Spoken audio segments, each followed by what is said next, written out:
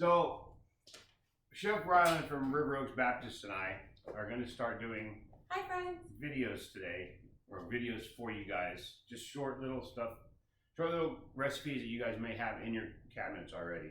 So today we're going to do an Alfredo, which we're going to start with a roux. And a roux is equal parts fat and flour. Now today we're going to use butter, but you can use any fat to make a roux. All a roux does is it helps to thicken it up. And as you bring the liquid to a boil, the flour actually it starts to expand and thickens up the liquid that you're using. You can use, today we're going to use heavy cream. You can use milk at home. For other sauces, you can use beef stock, chicken stock, vegetable stock, just to make a sauce or something. So she's melting up the butter right now, and then she's going to add the flour, and I'm going to hand it over to her for right now. So I just wanted to point out that the spoon that I am using has a really wide, flat top to it. It's called a roux spoon for that reason, because you don't want the flour to burn on the bottom of the pan. So you can, as you're stirring your flour and your butter together, this will create a lot, it'll get a lot more surface.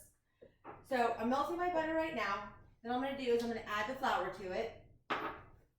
So even though this is going to become kind of a bit of a liquid, this flour is still cooking inside of this butter. So you don't want to let it go too long. If you let it go long, it'll continue to turn dark, which is the basis for a gumbo. But we're not making gumbo today. We're making Alfredo. So I just want to get this a little more melted here so you can kind of see what a roux will look like. It's going to be somewhat semi-liquid, semi-solid is the best way to put it here. Sandy. Sandy. Like sand on a beach is what it's supposed to look like. There we go. I like that. So that's what a good roux looks like right there. So like wet sand on a beach. Like wet sand on the beach. I like that. All right. So what we're going to do now is we're going to add our garlic into it. You're going to add the garlic directly into the roux. It is going to cook in there. We want that roux and that flour to cook just a little bit. That way it doesn't taste like raw flour. So it's going to go for about 1 minute. Watch it and make sure that you're stirring it constantly. You don't want this garlic to burn, because then your whole sauce will taste like burned garlic. So once we have that going, then we're going to add in about 2 cups of heavy cream. Now, if you don't have cream at home, you could use milk. You can use half and half. Cream tastes so much better.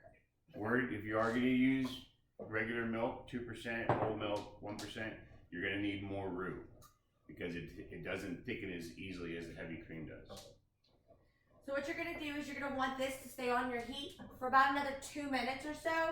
The cream's going to start to thicken up a little bit when that roux starts to release. The flour is going to start absorbing some of that liquid into it, and that's what's going to make it turn thick.